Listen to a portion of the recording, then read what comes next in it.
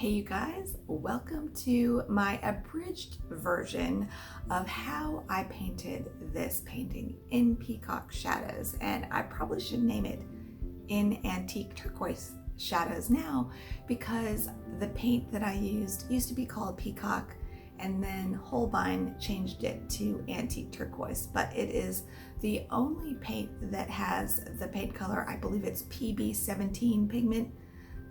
As far as I know, Holbein's the only manufacturer that makes this particular paint color with this particular pigment, PB19, in it.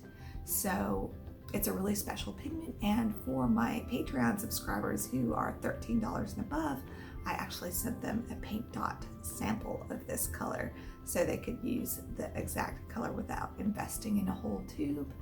And like I said, this is an abridged version, which means the full tutorial is available to my Patreon students beginning at $5 a month, and you get instant access to about, I'd say, 10 other tutorials, full tutorials, as soon as you join. So it's really a great deal. So anyway, let's get started on this abridged tutorial. It will be packed with tips and you'll learn a lot. So let's go. All right, so the first thing I do is I use an eraser to erase the darkest lines that I don't really need, and even if you erase them, they'll still be there a little bit. So I do that, and then I use masking for this backlit kitty. I masked around pretty much the entire face, the whiskers and the glint in the eye, and the way that I do that is I use a rigger and I dip it in water, then I scrub it in soap, and then I dip it in the masking. And with masking, you want to remember not to use too much in the fur areas, and wherever you do put masking, you'll need to scrub it to soften the look. So just remember that and keep that in mind, and don't overuse your masking. And then I'm using a ruler there to get that line in the background in really nice, and that's part of the composition that I felt like holds this painting together. This painting is a vertical format, so that nice horizontal line really provides a beautiful contrast to all the curves and vertical lines in this painting, and it's just a straight line, so it just provides some contrast and kind of holds the painting together in a very subtle way. All right, and then as usual, when I first get started, I get the whole area I'm gonna paint wet, and I work in sections usually, so I was wetting the upper right quadrant, and now I'm getting some paint to put in the first wash that I wanna do, which is gonna be the background.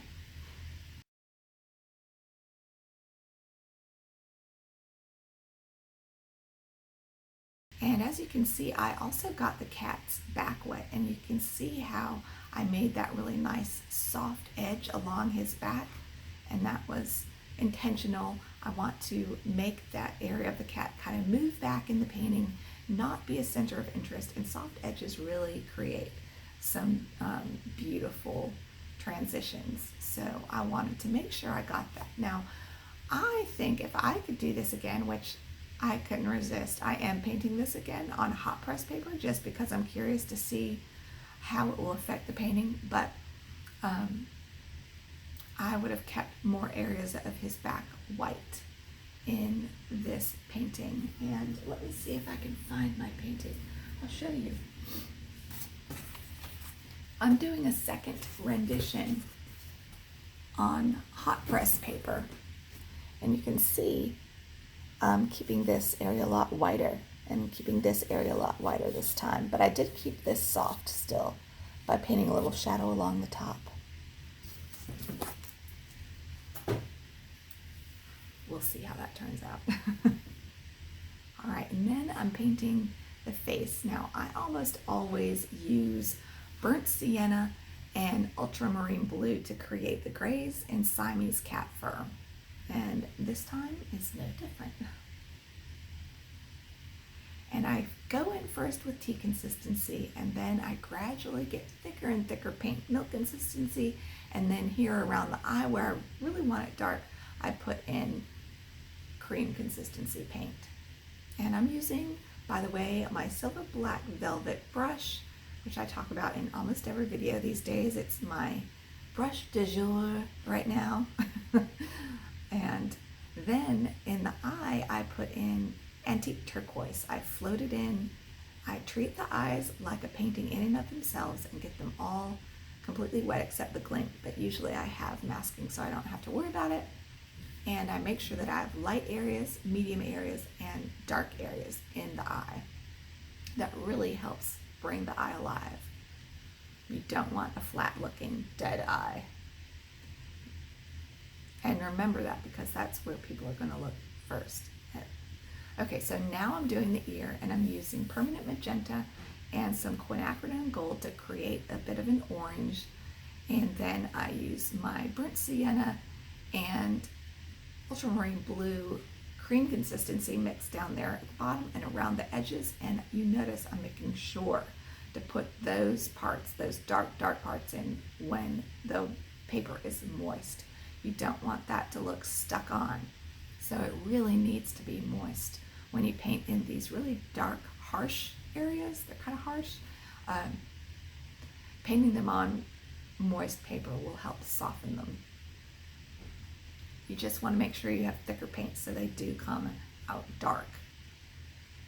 All right, now I felt like this kitty needed a bit of a warm glow, so I went in with some quinacridone gold and some burnt sienna and put in a layer of warmth. It was really a glaze throughout the face and the body.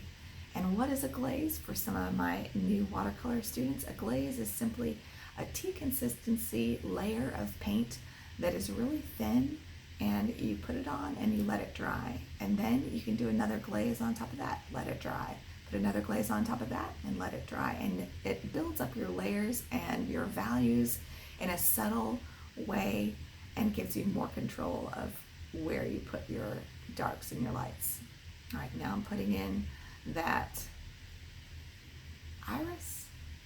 And one thing about irises, try to always connect the top of the iris, if you can, to the eyeliner so that it kind of all hangs together. The more connections you can find in a painting, the better. All right, now I'm moistening that area under that leg. I'm gonna do the shadows, and I loved how the shadows came out. I got it really moist so the water could move through my paint and create little textures. And so I got that leg wet, but I didn't put paint there. I just got the leg above that shadow wet so that the shadow would stay soft and merge softly into the leg. And I used a mix of antique turquoise, and then I went back in with some indigo to create some darks. And you can see I didn't put one long line of dark. I dotted the dark to make it more interesting. All right, and then I'm doing the paws. It's really beyond the scope of this tutorial to explain paws to you. They can be really complicated. And I was planning on not doing the paws, and I put a message up on Facebook, and everyone was like, please do the paws, please do the paws. So I did the paws. But the paws added like probably a half hour of work to the painting at least, because paws are complicated. Now you can simplify them, and I would suggest simplifying them as much as you can in a painting like this, because you want the eye to go to, the viewer's eye to go to the cat's eye. You don't want it to get stuck on the paws. So, and I did simplify them, but they were pretty complicated paws, so I put a lot of work into them. All right, and I'm just doing some more shadows. I always work on slightly damp paper when I'm putting in shadows like this. Now, that shadow along his chest, along the far left side of the painting, that's peacock blue. No, it's antique turquoise. I still want to call it peacock blue. But then the neck area right above that shadow, I think is a great opportunity to do a disappearing edge where there's basically no edge. And I'm going to try that in this rendition. See how I just painted straight across the cat's neck there as if it's part of the background? The more you can find areas to do disappearing edges and soft edges on your pet portraits, somehow it actually makes them more realistic. It makes them look poetic, and it makes them look more attractive, more professional, more painterly. So learn how to do soft edges, practice. They're scary, but try to do them. And I would suggest when you're painting something, paint it at least 2 times. I know that's a lot of work, but I'm finding as I'm trying to develop my own skills as a painter, which I share that journey without any shame with my Patreon members, my highs and lows of learning, because I really am trying to push myself to learn to do soft edges, and it can be a mess. And sometimes I have to do a painting several times before I get a result that I'm happy with. So don't be afraid to do a painting more than once, to really try to push yourself and your art to a level of where you want to be. All right, enough of that. Let's get back to the painting. Okay, I'm putting in those darks, and don't be afraid to put those darks in. If the reference photo is telling you to make an area dark, make it dark. And here I'm putting another, this could be considered a glaze over most of his face, where I'm putting another layer of value, darker color, to really push that face, to make it look like he's in a shadow, and it really emphasizes, it helps emphasize the highlight on his fur too. Okay, doing those paws. I will tell you one thing about paws. They're kind of like ears and eyes. You want to make sure you have your light values, your dark values, and your medium values, and not in equal amounts. A little bit of light, a lot of dark. A lot of medium, a little tiny bit of dark. Just vary the amount of values, but make sure you have all of them in. And now I'm getting to the point in the painting where I can just add all the little dark details. Now this is the point of the painting where you might want to work on drier paper. You're working on the smaller details. You don't want to overdo it, just like you don't want to wear too much jewelry. You don't want to put too much jewelry in your painting, and I've talked about that in other videos. Don't overdo the jewelry, but you do want to work a little bit on dry paper where you get in the smallest little details to really push the painting to a next level. And here I'm darkening that background to really push out those whites that are highlighting the face. And contrast is almost always key. It helps to make a painting dramatic and really draw the viewer's eye. And then I put that line in, and I put that line in on moist paper because I don't want that to be a hard line that draws the viewer's eye, and it would be confusing. So you want to almost always keep the background soft, and you want to paint wet and wet almost always when you're painting the background for a pet portrait like this. And then I'm going to do that tail, and I had to redo the tail. I didn't like it. You'll see here I'm erasing it. It got too stiff and my paper got too dry. So if your paint is still wet and you don't like what you just put down, you can just don't blot it, add a bunch of water and then blot it. That's a little trick to make sure that you get most or more paint than you would have if you just straight blotted it instead of adding a bunch of water, like dripping water, and then blot. So you can erase watercolor, especially if it's still wet. If it's dry, you can erase watercolor depending on the colors you use, but it's better when it's wet. And there I'm putting in those little dark details on the paws on dry paper. It's so easy to get lost in paws. They are not easy. They're like human hands. They are not straightforward to paint. If you want to simplify your paws even more than mine, that's okay. And by the way, if you decide to paint one of these paintings and follow one of my tutorials and you post them on social media, please do remember to mention my name. Okay, so here I'm working on the eye. I'm just getting those darks really dark, and that's really important. One of the most important places to really focus on is the eye and get that pupil really dark. Face, now I'm working on dry paper and going in with tea consistency, little bits of paint, and just putting in a few fur details here and there. It's kind of like bricks. You don't want to paint every single brick. With a cat, you don't want to paint every single fur. Now there are some tutorials available on Facebook or on YouTube where they do kind of paint every fur, but for me and my style, I like a more poetic, painterly, romantic looking painting that kind of makes you intake your breath. So I want my paintings to be a little bit softer and more poetic. So I don't paint every single fur. Somehow that makes a painting look stiff, I think. All right, now I'm removing the masking. That means we're almost done. It's so exciting. And after I remove the masking, you see here's my little scrubber brush. And it's a size 2 stiff scrubber by Royal and Langnickel. So if you Google Royal and Langnickel stiff scrubber, you'll find this little brush. And they have a few other ones. They have soft ones and they have stiff ones. And I use this stiff scrubber on almost every single one of my paintings because I use masking on almost every single one of my paintings.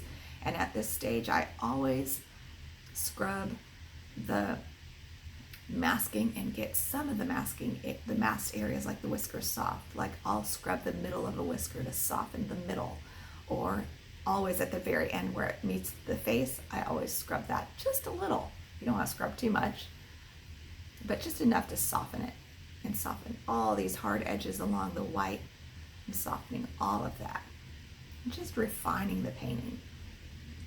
Then I decided I'm going to push this painting. Now this is not what I would suggest, but I was wanting to push this painting and just see what it would look like with wider areas. I had wished that I would have kept that shoulder area and back area a little wider. So I just wanted to add some gouache to see how that would look. And it was okay, but it started looking overworked. To be honest, I think at this point I overworked it with the white gouache. So I'm just being honest. And I sign it. And when I sign with a color that kind of matches one of the colors in the painting that will keep it subtle though. And usually I almost always sign in the bottom left if it works with the composition. So that's in Peacock Shadows. And I'm painting it even once again for a 4th time actually. I've painted this painting 4 times. So the first time was not very dramatic. Then the second time was beautiful. Then this 3rd time was for this tutorial. And then I'm painting it again for my own curiosity to see how it would come out on hot press paper. Because when I painted this, the first time I painted it on cold press paper, and I just felt like it lacked that shine that was in the second painting. And I looked at that second painting and sure enough, it looked like it was on hot press. And I painted it in 2006, which is ages ago. And I've settled into my ways and done every painting on Arches cold pressed. I love it. But I feel like for this painting, somehow that hot press really brought out the magic of the colors. So I'm gonna try it again. I'll keep you informed. At least I will on Facebook. Maybe not on here. So if you want to follow me on Facebook, just search Rachel Parker's Watercolor Workshop, and that's my group. And then you can also friend me at facebook.com/rachelstudio.com. I keep that public. So you're welcome to friend me there, and you'll learn a lot of tips and see all my experiments and everything else I do. So I would love for you to join me there too. And I would love for you to subscribe to me here. I upload a video once a week, usually every Tuesday or Thursday. I'm changing my schedule again, so I'm not sure what I'm gonna do, but the Tuesday, Thursday thing is killing me. So, because I also do hours and hours of tutorials for my Patreon students, which I would love for you to join me there too. We have a lot of fun. So anyway, thank you so much for joining me. Subscribe, please leave me a comment. That will help this channel if you leave me a comment. It will help this channel if you subscribe and give this video a like. So I appreciate it. Bye, you guys.